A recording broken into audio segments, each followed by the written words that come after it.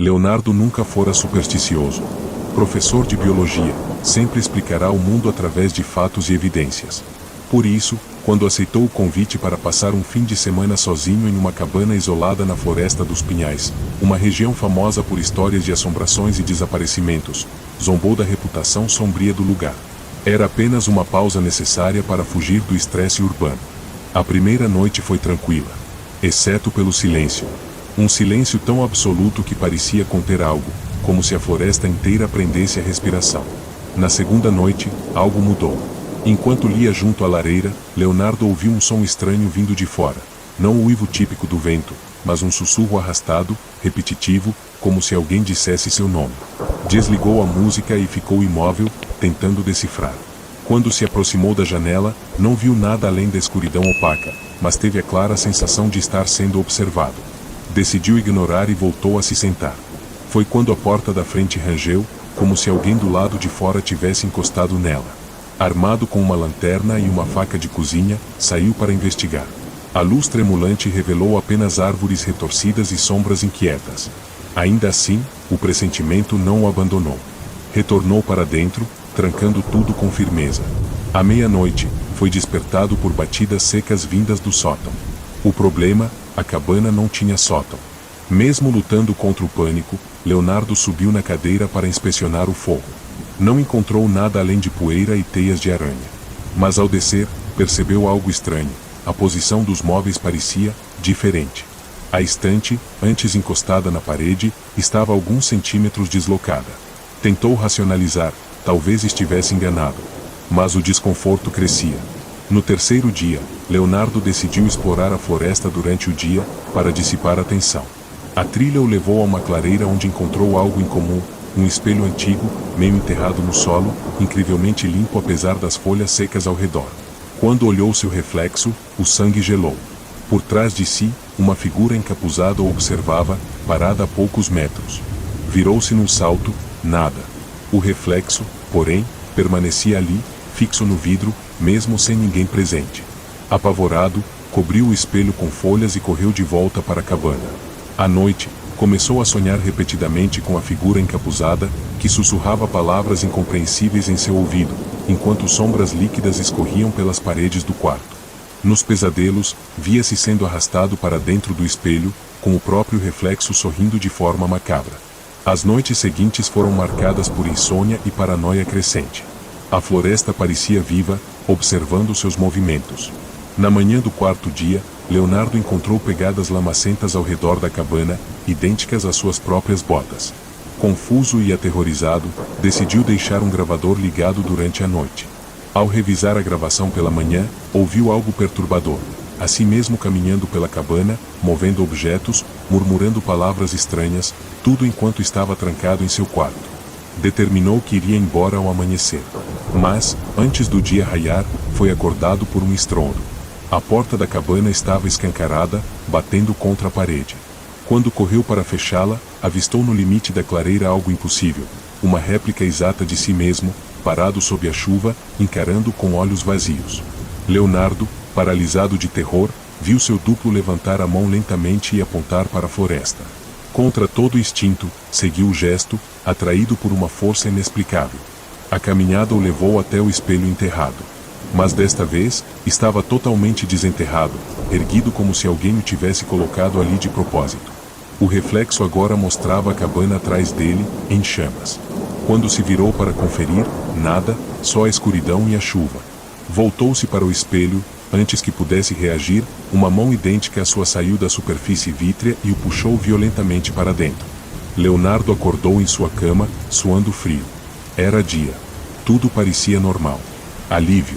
Mas ao olhar para a estante, percebeu algo que gelou sua alma.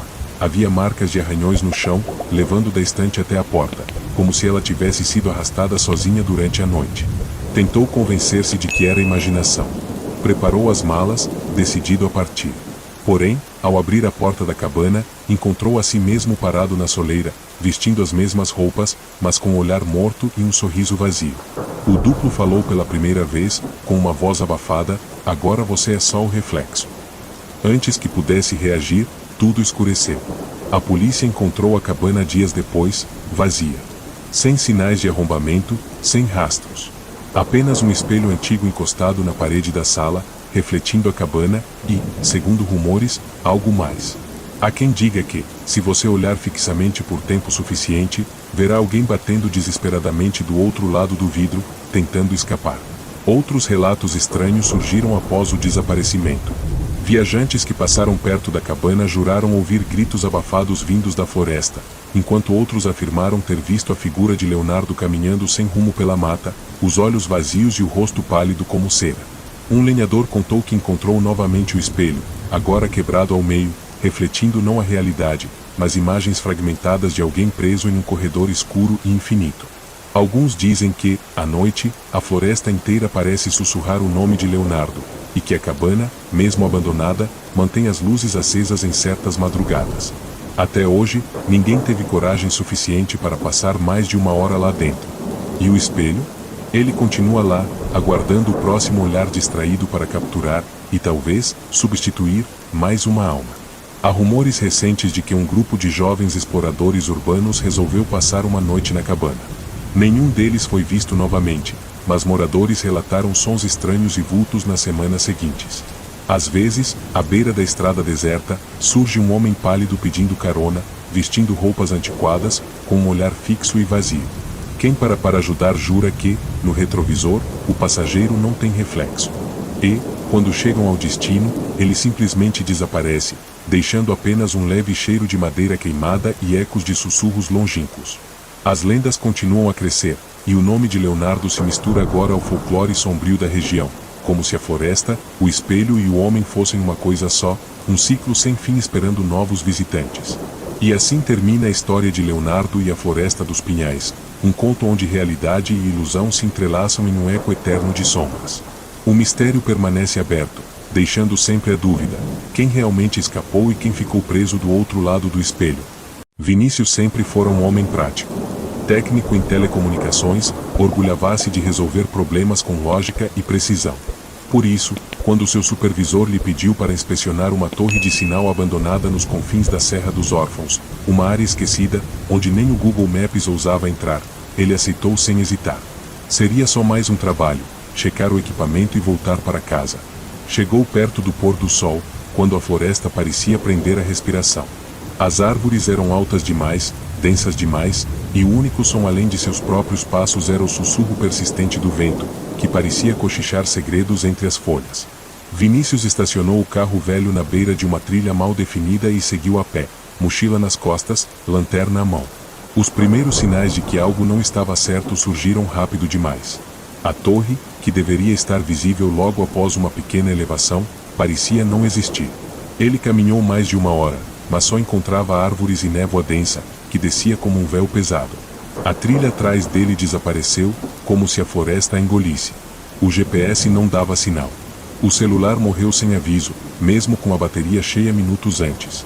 Então vieram os ruídos. Primeiro, um estalo seco, um galho quebrando a poucos metros. Depois, o farfalhar insistente de folhas, embora não houvesse vento. Vinícius parou, forçando a vista, tentando racionalizar, provavelmente um animal. Mas aquilo não parecia com nenhum bicho que conhecesse.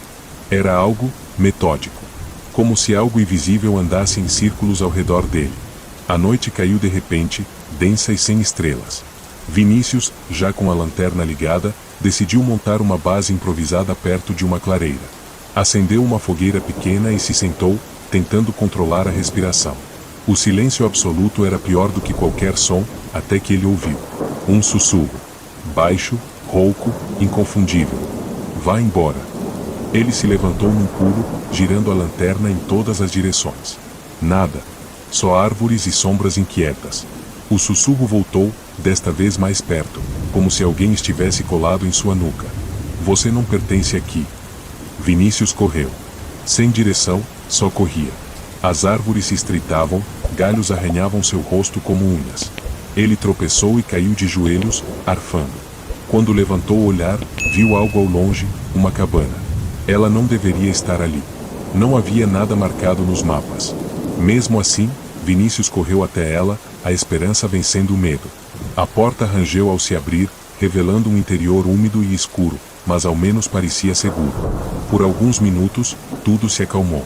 Ele explorou o espaço apertado, uma cama de madeira podre, uma mesa coberta de pó e, mais estranho de tudo, uma série de fotografias pregadas na parede. Vinícius iluminou as imagens e o estômago revirou, eram fotos dele. Chegando na floresta. Caminhando. Parando na clareira. Fotos tiradas há poucas horas. Atrás dele, o ranger do assoalho. Virou-se com um tranco. Nada. Então a porta bateu com força sobrenatural, lançando contra a parede. A lanterna caiu, rodopiando pelo chão. Vinícius se arrastou para pegá-la, e quando a luz voltou a funcionar, viu algo impossível, seu próprio reflexo, parado na porta, sorrindo de maneira insana. Finalmente você chegou, disse a cópia, voz arranhada. Vinícius gritou e saiu correndo pela porta dos fundos, que nem sabia que existia. A floresta agora parecia viva, as árvores se contorcendo, tentando agarrá-lo. Ele correu até não sentir mais as pernas, até que, milagrosamente, avistou seu carro. Pulou para dentro e deu a partida. O motor falhou duas vezes, na terceira, rugiu, e ele saiu disparado, sem olhar para trás. Quando chegou à cidade, de madrugada, foi direto à delegacia. Relatou tudo, ofegante, tremendo. O policial, cético mas curioso, mandou uma equipe investigar. Horas depois, o telefone tocou. Senhor Vinícius? A torre está lá. Em perfeito estado. E não há cabana nenhuma. Ele desligou, incapaz de responder. Tentando provar que não estava louco, revisou as fotos no celular. Mas algo estava errado. Lá estavam as fotos, só que ele não as tinha tirado. Fotos dele, dormindo. Fotos dele dirigindo. E, na última imagem, uma figura ao fundo, saindo da floresta, uma silhueta idêntica à dele. Meses se passaram. Vinícius tentava retomar a rotina, mas o sono vinha cada vez menos. Às vezes acordava com marcas de terra nas mãos e nos pés, sem lembrar de ter saído de casa. Ouvia passos no corredor, sussurros no banheiro.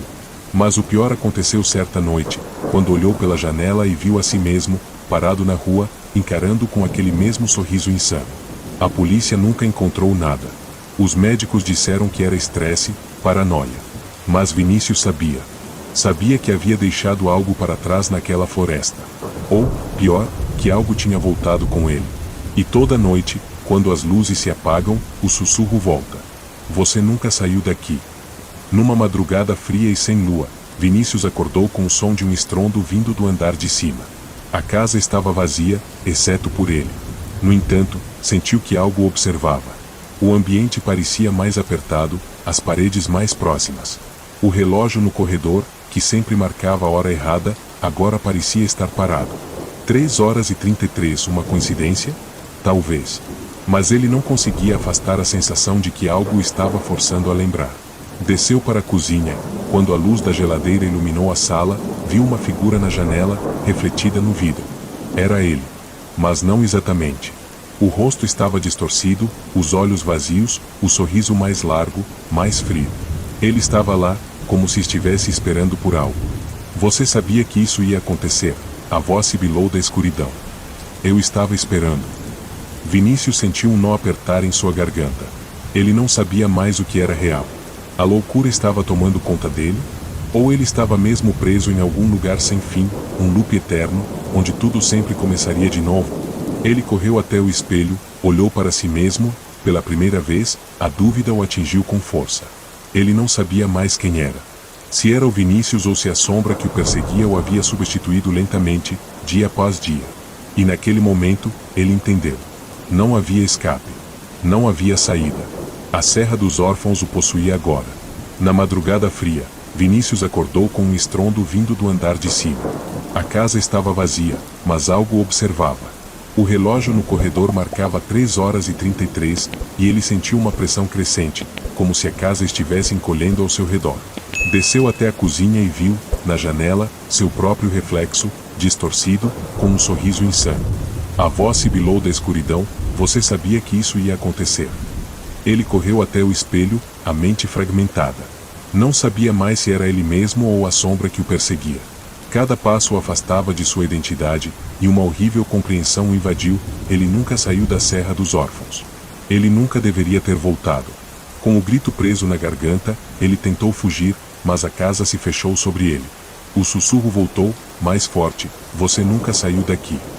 No último momento de lucidez, Vinícius se viu no espelho, sorrindo de volta para a criatura que agora era ele. Quando a luz se apagou, ficou apenas o eco da última voz: agora, você entende. E a Serra dos Órfãos o possuía para sempre. Lúcio sempre foi um homem pragmático. Arquitetava seu dia com precisão, evitando qualquer tipo de surpresa ou imprevisto. No entanto, quando recebeu a oferta de um retiro em um vilarejo isolado nas montanhas, decidiu que seria uma oportunidade para desacelerar a mente. O estresse da vida urbana e os inúmeros projetos profissionais o tinham consumido, e nada parecia melhor do que uma pausa longe da tecnologia, das responsabilidades e da confusão da cidade. A viagem foi longa, atravessando estradas sinuosas e campos desolados. O sol já se punha quando ele chegou à vila de Serragente, um lugar pequeno e pacato, esquecido pelo tempo. As casas eram simples, de pedra e madeira, com telhados de palha que pareciam ser desafiados pela proximidade da montanha. O vento frio soprava constantemente, e uma névoa baixa cobrira o vilarejo, dando-lhe um ar sombrio, mesmo sob o brilho suave da lua cheia. O dono da pousada, um homem de cabelos grisalhos chamado Benedito, recebeu Lúcio com um sorriso largo e acolhedor. Porém, os olhos de Benedito estavam inquietos, como se carregassem algum tipo de segredo que não podia ser compartilhado.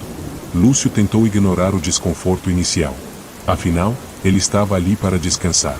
Você pode ficar o quanto quiser, disse Benedito, sua voz suave, mas com um tom que soava como um aviso.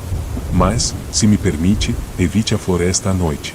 Muitas pessoas dizem que a névoa lá dentro tem o poder de alterar a mente de quem a atravessa. Lúcio riu, achando que era apenas uma superstição local. Mas, ao se retirar para o quarto, não pôde deixar de sentir uma sensação estranha. A névoa fora mencionada novamente, e um peso invisível parecia tomar conta de suas costas. No entanto, ele se deitou, fechando os olhos e tentando afastar os pensamentos. À meia-noite, Lúcio foi acordado por um som baixo, como um murmúrio distante, que parecia vir de dentro das paredes da pousada.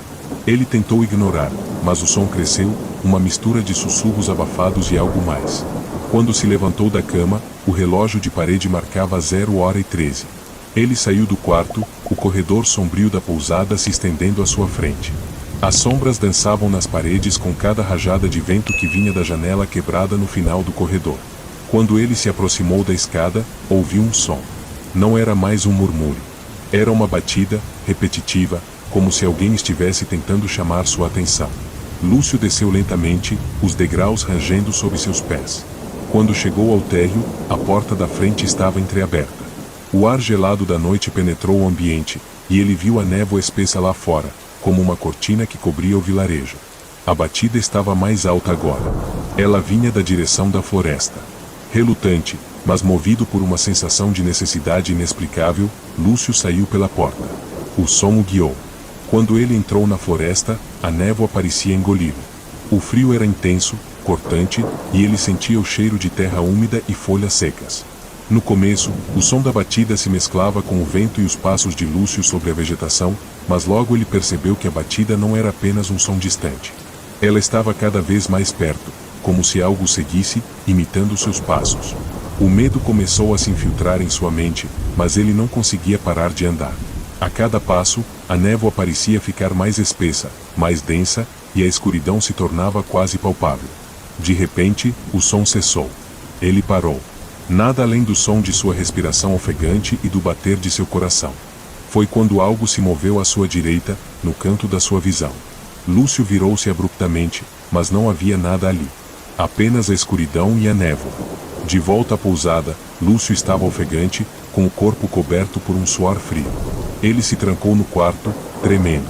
Os minutos pareciam se arrastar, mas o sono finalmente o venceu, e ele adormeceu, com a sensação de estar sendo vigiado.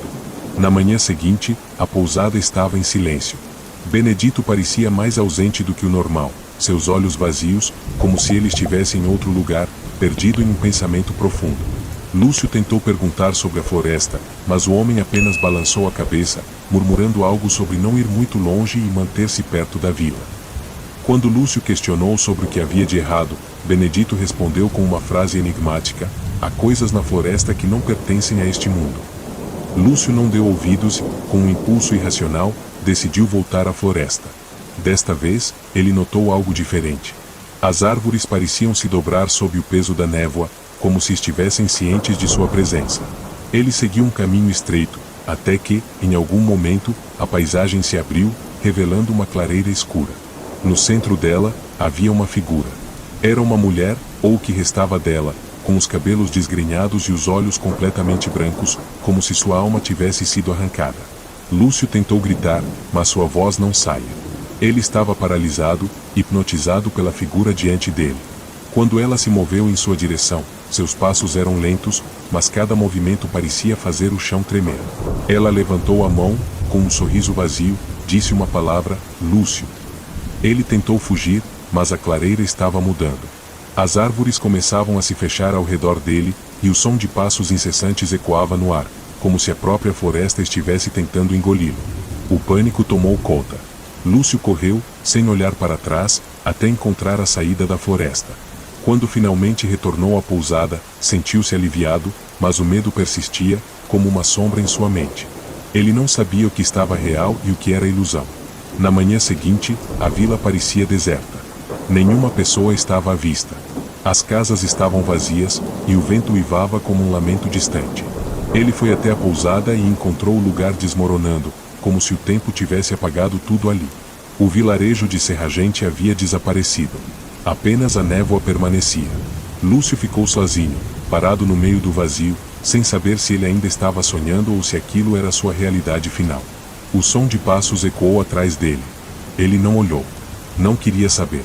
Lúcio não conseguiu mais distinguir entre o que era real e o que era um produto de sua mente perturbada. A névoa continuava a avançar lentamente, engolindo a paisagem, e ele ficou paralisado, como se fosse uma sombra da própria vila.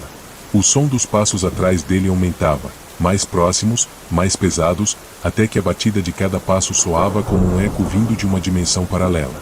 Ele queria correr, mas o medo o aprisionava, e, por um momento, tudo ao seu redor parecia girar. O que restava da vila parecia um pesadelo congelado no tempo, uma imagem de algo que jamais existiu. O som dos passos estava atrás dele agora, mas quando se virou, não havia nada. Apenas a névoa, espessa e insuportável. Quando, finalmente, Lúcio decidiu andar em direção à floresta novamente, um grito distante cortou o ar. Ele olhou para trás, seus olhos agora cheios de desespero, mas não viu nada. O grito parecia surgir da própria terra. Ele voltou à clareira onde havia visto a mulher, mas agora não havia mais vestígios de sua presença. Apenas o silêncio absoluto e a névoa que começava a engolir seus próprios pensamentos. E então, ele entendeu. Ele não estava mais sozinho. Há lugares onde o silêncio se torna pesado, onde cada ruído parece ser amplificado, ecoando como um grito de alerta. Um desses lugares é a Casa de Vidro. Escondida nas profundezas da floresta, ela foi projetada para ser um retiro perfeito, um lugar onde o caos do mundo moderno não alcançava. Mas como todos os lugares isolados, ela carrega uma história sombria, uma história que ninguém ousa contar. Para quem ousa, a casa parece devorar o tempo e a sanidade. Leonardo não sabia de nada disso. Quando aceitou a proposta de seus amigos para passar um fim de semana em um lugar afastado, ele pensou que seria uma oportunidade de descanso e tranquilidade. A casa ficava a várias horas de carro da cidade, em um terreno rodeado por uma floresta densa. Os amigos haviam alugado a casa por uma semana inteira, e ele foi o último a chegar. Ao chegar, o cenário parecia surreal. A casa, feita completamente de vidro, refletia a luz do fim de tarde, criando um espetáculo de cores que parecia uma pintura. O vidro não só cobria as paredes, mas também o teto, como se a própria casa fosse uma janela para o céu. O lugar tinha uma beleza hipnotizante, mas algo ali parecia errado, algo que Leonardo não conseguia identificar. É um pouco estranha, não? Disse Júlia, uma amiga que o acompanhava. Ela parecia nervosa, e Leonardo percebeu que seus outros amigos estavam igualmente inquietos, embora todos tentassem esconder. Vamos entrar. Acho que vai ser divertido, respondeu Gabriel, tentando manter o bom humor, mas sua voz soava um pouco forçada. Dentro, a casa era ainda mais impressionante. Os móveis eram minimalistas, quase esqueléticos, e o ar estava pesado, como se algo muito antigo estivesse guardado naquele espaço. A luz natural filtrada pelo vidro dava ao ambiente uma sensação de calma, mas também de fragilidade, como se qualquer movimento pudesse quebrar o equilíbrio. As paredes não tinham móveis ou quadros, o que dava uma sensação de vazio. Nos primeiros momentos, o silêncio dentro da casa parecia normal. No entanto, logo as estranhezas começaram. Leonardo percebeu que as sombras dentro da casa não se comportavam como deveriam. À medida que o sol se punha, as sombras das árvores ao redor pareciam se mover mais do que o natural. A cada vez que ele olhava para uma delas, ela parecia estar em um lugar diferente. Quando ele tentou perguntar a seus amigos, todos estavam distraídos, conversando sobre trivialidades, como se nada de errado estivesse acontecendo. Naquela noite, o silêncio foi quebrado por um som estranho. Era uma batida fraca, quase inaudível, vindo do outro lado da casa. Léo pensou que poderia ser um animal, talvez algum pássaro batendo contra o vidro, mas o som continuou. Ele olhou pela janela e viu apenas escuridão, uma floresta densa e impenetrável. Quando se virou para seus amigos, ninguém parecia ouvir. Eles estavam ocupados com seus próprios pensamentos ou conversas, mas o som estava ali, persistente. À medida que a noite avançava, o som ficou mais alto e mais frenético. Era como se algo estivesse batendo contra a casa, mas em um ritmo irregular, cada batida diferente da anterior, como se algo estivesse tentando entrar. Leonardo tentou ignorar, mas a sensação de estar sendo observado se intensificou. As sombras, agora muito mais densas, pareciam crescer a cada momento, como se estivessem se aproximando. Desesperado, ele foi até a porta da varanda, achando que poderia respirar um pouco de ar fresco, mas a janela estava coberta por uma densa névoa que parecia surgir do nada. Quando ele olhou novamente para dentro da casa, seus amigos estavam todos parados, imóveis, como se esperassem algo. Seus olhos estavam fixos nele, mas não parecia haver nenhuma reação, nenhum movimento. Júlia? Gabriel? O que está acontecendo? Leonardo perguntou, mas suas vozes saíam fracas, como se houvesse algo em seu peito tentando impedi-lo de falar. Foi então que ele viu, no vidro da porta, o reflexo de algo atrás dele. A figura era alta e escura, com uma silhueta que não correspondia a nenhuma das formas humanas dos amigos. Antes que ele pudesse virar-se para olhar, o reflexo desapareceu, como se fosse uma sombra fugidia. A tensão aumentava, e Leonardo sentia como se estivesse ficando preso dentro de uma realidade distorcida. Ele se virou e correu de volta para dentro da casa, mas não encontrava mais seus amigos. Apenas uma sala vazia, a casa silenciosa, e os ecos das batidas que agora pareciam vir de dentro de suas próprias entranhas. Foi então que ele viu a primeira pista. No vidro da janela, uma inscrição, ligeiramente embaçada, apareceu: "Você não deveria estar aqui." Leonardo quase desmaiou de medo, mas ao olhar em volta, tudo parecia normal novamente. Seus amigos estavam sentados na sala de estar, conversando, como se nada tivesse acontecido. Mas os olhares vazios deles o congelaram. Não eram mais os mesmos. A partir dali, o ambiente começou a se transformar. As sombras tornaram-se mais profundas, as batidas se tornaram mais intensas, e Leonardo começou a perceber algo mais estranho: o tempo parecia não passar. Quando olhava para o relógio, ele estava sempre na mesma hora, como se o dia estivesse preso em um loop interminável. Desesperado, ele foi até o porão da casa, algo o atraía para lá. O ar estava denso e abafado, e o cheiro de mofo e madeira apodrecida invadiu suas narinas. No fundo do porão, em uma pequena sala, havia uma porta de ferro enferrujada. Quando a abriu, encontrou um espelho grande, o que parecia um reflexo distorcido de si mesmo. Ao olhar mais de perto, ele viu não apenas sua imagem, mas as imagens de seus amigos, em um estado de agonia, presos no reflexo, como se estivessem tentando se mover, mas não conseguissem. Eles batiam nas paredes do espelho, mas nenhum som saía. Era uma prisão. De repente, ele ouviu uma voz suave, quase como um sussurro. "Você está dentro da casa agora. Não pode sair." Ele girou, mas não havia ninguém ali. No entanto, os batimentos do espelho começaram a ecoar, e tudo ao seu redor começou a se distorcer. Leonardo foi consumido pela verdade assustadora: ele não estava mais no mundo real. A casa havia se tornado sua prisão, e tudo ao seu redor, seus amigos, os sons, as sombras, as batidas, tudo fazia parte de um ritual que distorcia a realidade, onde aqueles que entravam nunca mais saíam. Ele estava preso, no espelho da casa de vidro, para sempre. A dúvida permanecia: o que era real e o que era ilusão? Ou seria que a casa, na verdade, possuía o poder de consumir a própria essência de quem nela entrasse? Enquanto Leonardo encarava seu reflexo agonizante no espelho, percebeu algo ainda mais perturbador. Atrás dele, no vidro da parede, dezenas de rostos desconhecidos começavam a surgir, pressionando-se contra o vidro como se estivessem presos ali há décadas. Todos gritavam silenciosamente, seus olhos suplicando por libertação. A casa não apenas o havia capturado, ela colecionava almas. Um sussurro final ecoou, agora vindo de dentro da mente de Leonardo: agora você é parte da casa.